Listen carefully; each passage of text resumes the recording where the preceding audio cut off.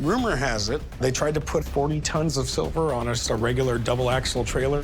So the axle snaps on the trailer. Oh my gosh. There's silver strung on all over the road.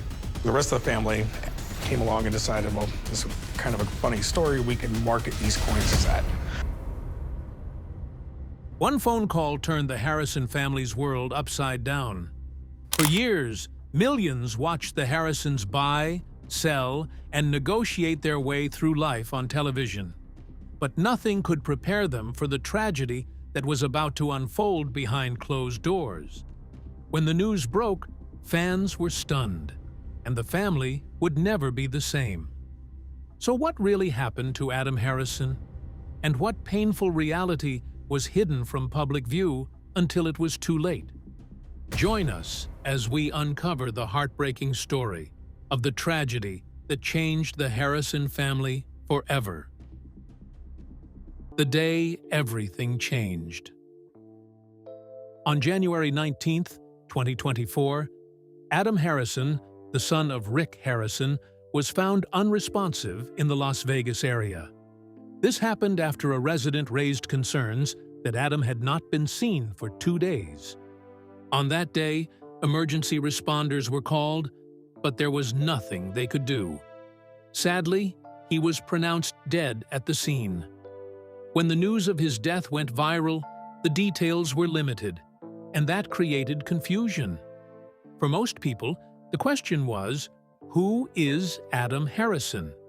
And for people who knew the Harrison name through Pawn Stars, they struggled to connect the headline to the family they had watched for years on television. Adam was not a public figure in the same way as his father or brother.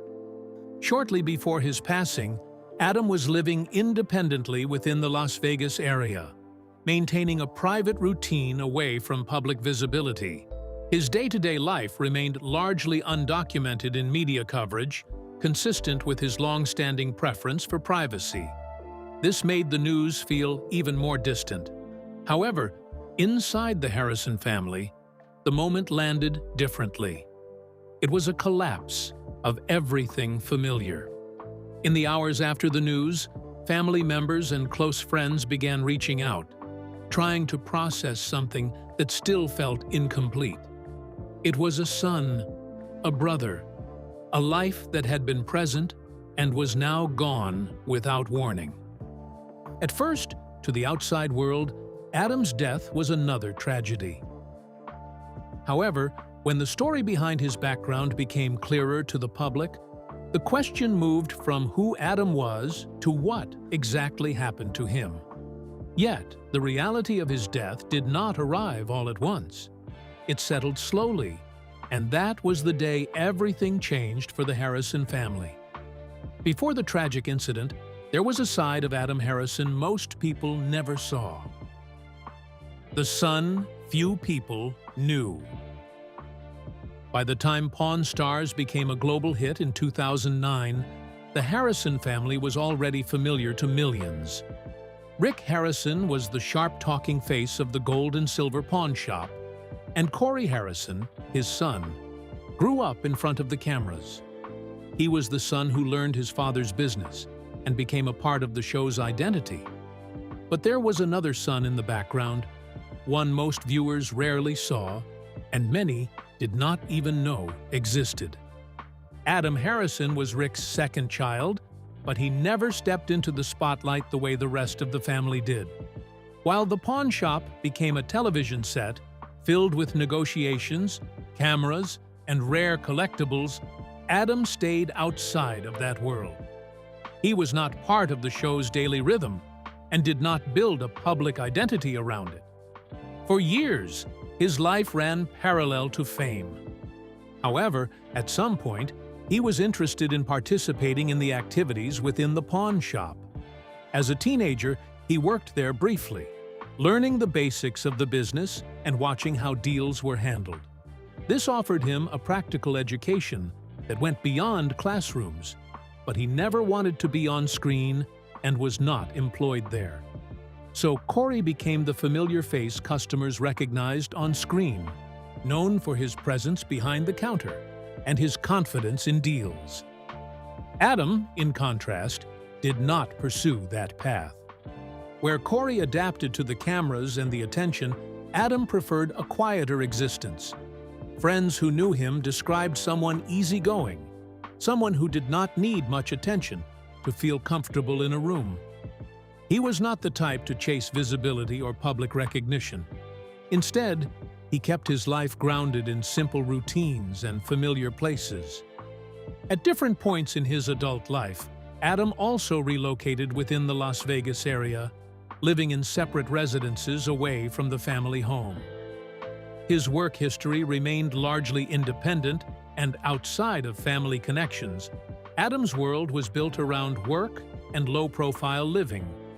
He took on practical jobs over the years, including plumbing, carpentry, and moving through hands-on trades. It was a life that did not demand public exposure, and he seemed comfortable keeping it that way. Nevertheless, there was something else he loved to do.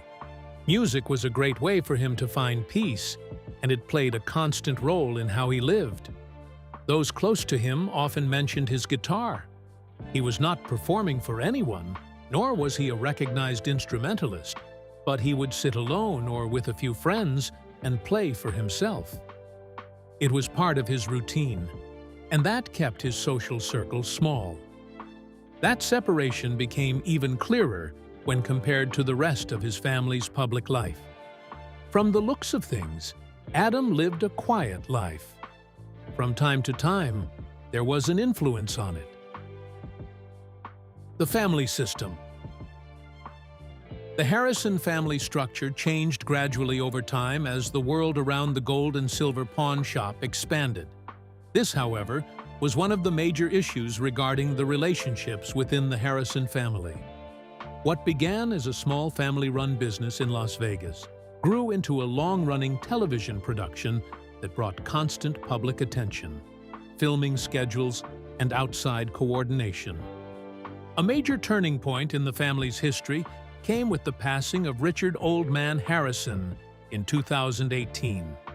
He had been part of the original foundation of the pawn shop, working alongside Rick in the early years of the business. His absence marked the end of an early era of the family's direct day-to-day structure inside the shop. Before his death, Richard was the one who held the shop stable while Rick supported him. But after his death, the business continued operating, and now major responsibilities rest on Rick. As Pawn Stars continued airing, the shop became more than just a place of transactions. It turned into a working television set where production schedules guided part of the daily flow. The environment that once depended only on customers and deals now also included media production demands that operated alongside the business itself.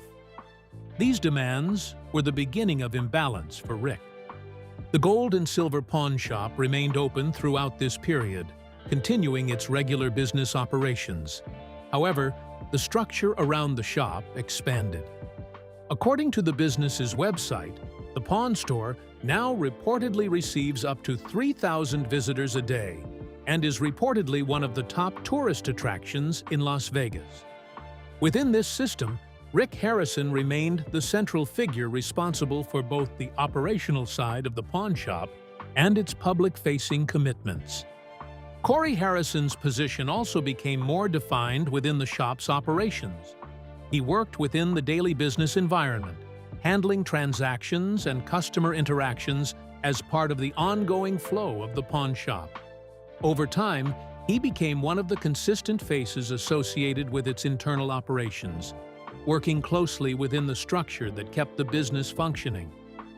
As the years passed, outside the shop, the family members' daily routines gradually became less aligned as each person managed different responsibilities tied to work and personal life.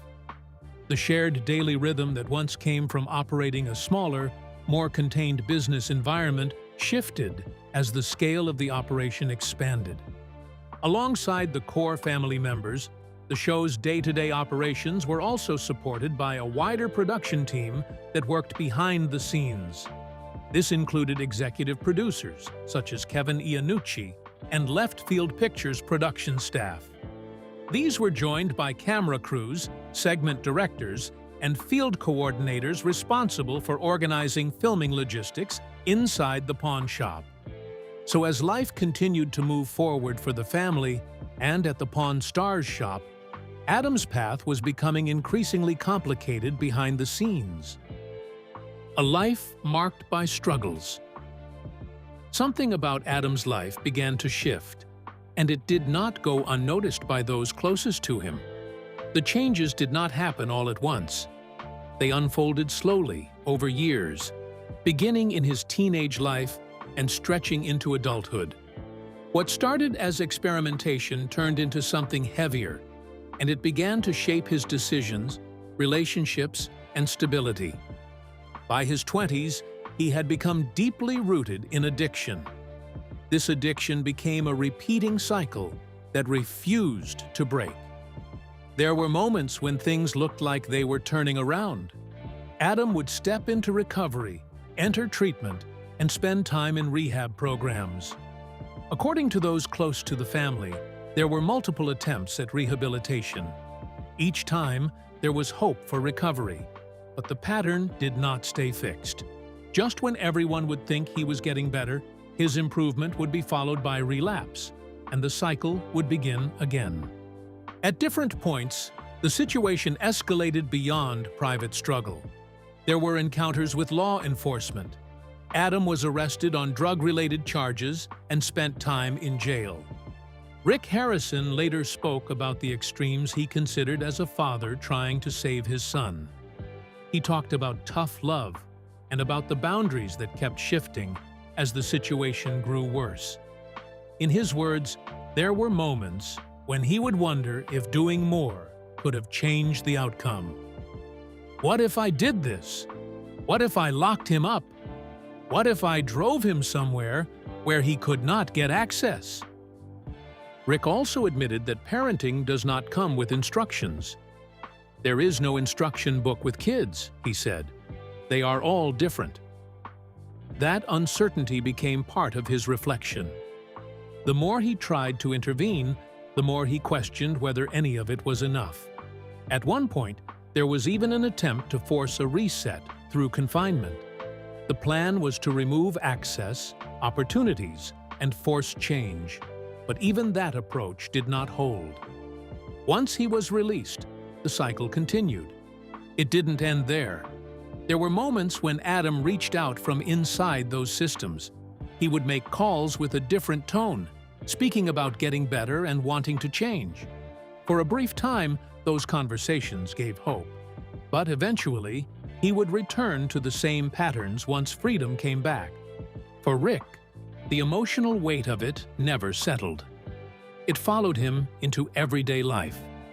He described replaying decisions in his mind, searching for a version of events where something different might have worked. "You think about everything," he said. "Could I have changed the outcome? Could I have done that differently?" Those thoughts stayed with him. Meanwhile, beneath all of it was a truth that could not be avoided. No matter how many attempts were made or how many interventions tried, the struggle remained larger than any single effort to stop it. So as the years went on and the pattern became harder to ignore, it eventually led to something that could not be reversed. And the truth behind his death came to light. The truth behind his death. In the days after Adam Harrison's death, attention shifted from shock to answers. What had initially been a wave of uncertainty slowly began to take shape as official findings started to surface. Law enforcement and medical reports moved to clarify what had actually happened inside that guest house in Las Vegas. The confirmation was direct. Adam's death was classified as an accidental overdose. The toxicology findings identified a combination of fentanyl and methamphetamine in his system, as confirmed by Clark County, Nevada. The substances involved were a combination that has become increasingly associated with fatal overdoses across the country. Authorities described the case in procedural terms. Standard investigative documentation also recorded the setting as a private residential guest space within the Las Vegas area, which was processed under routine protocols for unattended death scenes. This included environmental assessment, toxicology sample collection, and verification of recent contact history leading up to the incident. Authorities typically use such contextual details to establish timeline accuracy and confirm the location's relevance to the individual's final known hours. The report did not indicate any additional parties present at the time of discovery, and the findings were consistent with established procedures for similar cases. There were no signs suggesting anything other than an accidental outcome, or evidence of foul play, or indication of external involvement. The classification remained consistent with an overdose, based on toxicology and scene findings. It was treated as part of a broader pattern that investigators and public health agencies have been tracking for years. That pattern had been building long before Adam's case. Synthetic opioids, particularly fentanyl, have been responsible for a growing number of deaths in the United States. According to the Centers for Disease Control and Prevention, in 2021, 107,000 people died from drug overdoses in the United States. In this context, Adam's case was recorded as one of many within a larger national crisis that continues to evolve. Law enforcement agencies have repeatedly warned about how small amounts of fentanyl, often combined with other substances, can become lethal without warning. What made the report particularly significant was how quickly it aligned with previous confirmations shared by the family's representatives. Statements attributed to those close to Rick Harrison had already referenced fentanyl as a key factor. When the official toxicology results were released, they matched those earlier acknowledgments. For those reviewing the findings, there was also emphasis on how common this combination has become in overdose cases. Methamphetamine alone carries significant risk, but when combined with fentanyl, the danger increases sharply. Fentanyl, in particular, is known for its potency in extremely small doses, making accidental exposure a consistent concern in forensic investigations. Once the official cause was confirmed, the focus of public attention began to shift again. The question was no longer what happened, but toward the human impact of the outcome and the people left to process it. How do the people left behind continue living with the loss and everything that followed? A father's grief and aftermath. After the official confirmation and the public attention that followed, Rick Harrison did not try to hide his grief. In the days after Adam's passing, he shared a simple message on Instagram alongside a photo of his son. It was direct and personal. He wrote that Adam would always be in his heart. As time moved forward, Rick spoke more about what grief feels like when it does not leave. He had said that Adam's passing is something he thinks about every day. In his reflections, there was also a shift in perspective. He began to talk more about what remains: his other children, his grandchildren, the importance of staying close to family, and not letting time pass without connection.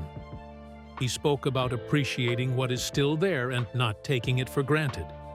In his words, "Love your kids, enjoy life, because nothing is guaranteed." The absence of Adam became something the family had to live with, not just remember. Corey Harrison and other family members also shared their own tributes. Corey's message was brief but emotional, calling his brother Bubba and expressing love that did not end with death. There was also the absence itself and the empty place that cannot be filled in family gatherings, conversations, in the background of everyday life. Outside the family, the reaction continued to grow. Fans of Pawn Stars and viewers who had followed the Harrison family for years sent messages of sympathy and support. Many expressed shock that someone so closely tied to the family, even if not publicly visible, had been part of such a sudden loss. Others used the moment to talk about addiction more openly. Discussions around fentanyl became more visible again. People shared warnings, personal stories, and reminders about how quickly substance use can turn dangerous. Public health voices continued to highlight how synthetic opioids remain a major factor in overdose deaths across the country. In the United States alone, overdose fatalities linked to fentanyl are measured in tens of thousands each year, a statistic that reflects a wider crisis. Back at the gold and silver pawn shop, life continued, but it did not feel the same. The doors stayed open, customers still came in, Pawn Stars continued filming, but those inside the space noticed something different in the atmosphere. There was a subtle shift in tone that did not need explanation. Rick remained present at work. In the weeks that followed, filming for Pawn Stars continued under its existing production schedule, with episodes already planned and contracted for release. However, the weight of what happened was never far away. Do you think there was any other way Adam's death could have been prevented? Is it normal that Pawn Stars continued without a pause, even after his passing? Share your thoughts with us in the comments section. Remember to like, share, and subscribe for more. Also, click the next video showing on your screen. You will enjoy it.